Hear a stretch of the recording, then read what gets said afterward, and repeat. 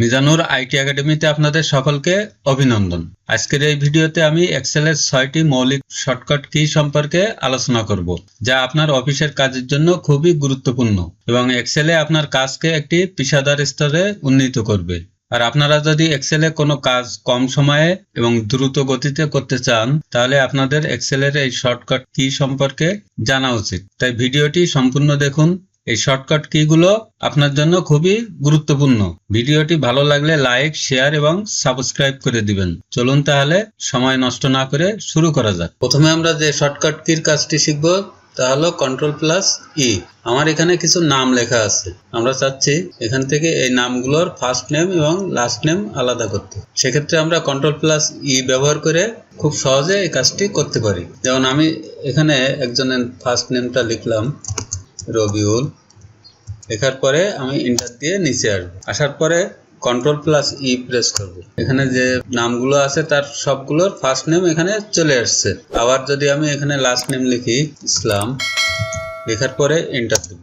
দেওয়ার পরে আমি আবার কিবোর্ড থেকে Ctrl+E প্রেস করব।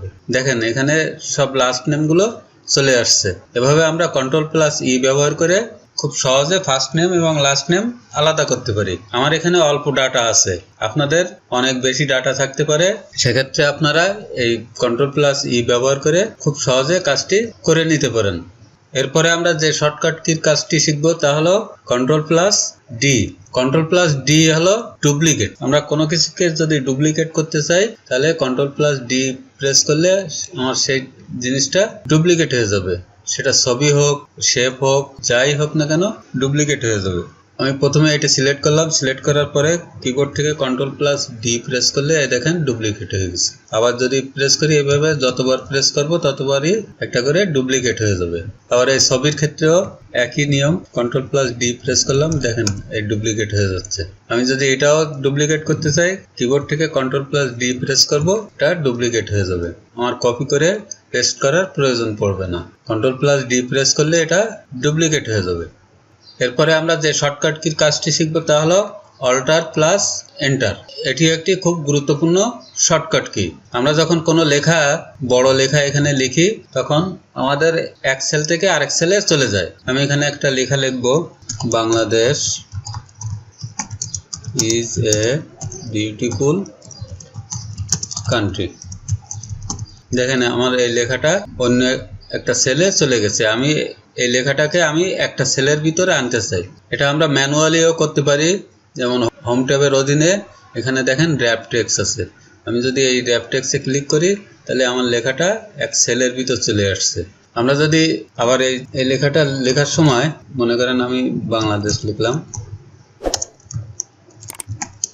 এখন যদি আমি নিচে যেতে চাই এন্টার দিলে আমার নিচের সেলে চলে যাচ্ছে। আমি যদি এখান থেকে আমি অল্টার এন্টার দেই তাহলে আমার এখানে নিচের লাইনে আসছে, ইজ এ বিউটিফুল। আবার অল্টার এন্টার দিলাম কান্ট্রি। এবার এন্টার দিলে দেখেন আমার লেখাটা এই সেলের ভিতরেই চলে আসছে। আমি যদি এই লেখাটাকে সেলের ভিতর নিয়ে আসতে চাই তাহলে আমি এখান থেকে অল্টার এন্টার দেব। দেখেন আমার এই লেখাটা এই সেলের ভিতর চলে আসছে। আপনারা যে কোনো লেখাকে একটা সেলের ভিতর নিয়ে আসতে চাইলে অল্টার এন্টার প্রেস করলে আপনার সেই লেখাটা ওই সেলের ভিতর চলে আসবে। আপনারা ম্যানুয়ালিও এখান থেকে র‍্যাপ টেক্সট করে নিতে পারেন, সেক্ষেত্রে অনেক সময়ের ব্যাপার। এই জন্য কিবোর্ড শর্টকাট ব্যবহার করে খুব সহজে কাজটি করা যায়। এরপরে আমরা যে শর্টকাট কির কাজটা শিখব তা হলো Ctrl+Enter। এই Ctrl+Enter ব্যবহার করে আমরা একসাথে অনেকগুলো সেলে ফর্মুলা অ্যাপ্লাই করতে পারি। এখানে দেখেন আমার একটা টেবিল করা আছে, এখানে কিছু সাবজেক্টের নাম লেখা আছে। আমরা যদি চাই প্র্যাকটিসের জন্য আমাদের সবগুলো নাম্বার এন্ট্রি করা প্রয়োজন। এখন একটা করে যদি আমরা এন্ট্রি করতে যাই তাহলে আমাদের অনেক সময় লাগবে। এজন্য আমরা Ctrl+Enter ব্যবহার করে আমরা একসাথে এই সব সেলগুলোতে ফর্মুলা অ্যাপ্লাই করতে পারি। প্রথমে আমি এই সেলগুলো সব সিলেক্ট করব। সিলেক্ট করার পরে ইকুয়াল টু দেব। দেওয়ার পরে আমরা এখানে র্যান্ড বিটুইন নামে একটা ফর্মুলা আছে, এই ফর্মুলাটা ব্যবহার করব। আমি যদি এখানে র্যান্ড লিখি দেখেন সঙ্গে সঙ্গে আমার র্যান্ড বিটুইন ফর্মুলাটা চলে আসছে। আমি এটা ডবল ক্লিক করব। ক্লিক করার পরে এখানে বলছে বটম। আমি বটম যে নাম্বারটা এটা লিখে দেবো। এখানে 33 লিখবো আর টপ নাম্বার দেবো 99। এবার ব্র্যাকেট ক্লোজ এখন যদি আমি এন্টার প্রেস করি তাহলে আমার এই একটা সেলে আমার ফর্মুলা অ্যাপ্লাই হবে। আর যদি আমি কন্ট্রোল প্লাস এন্টার প্রেস করি তাহলে আমার সবগুলো সেলে একসাথে ফর্মুলাটা অ্যাপ্লাই হয়ে যাবে। আমি কিবোর্ড থেকে কন্ট্রোল প্লাস এন্টার প্রেস করলাম, দেখেন আমার সবগুলো সেলে একসাথে নাম্বারগুলো চলে আসছে।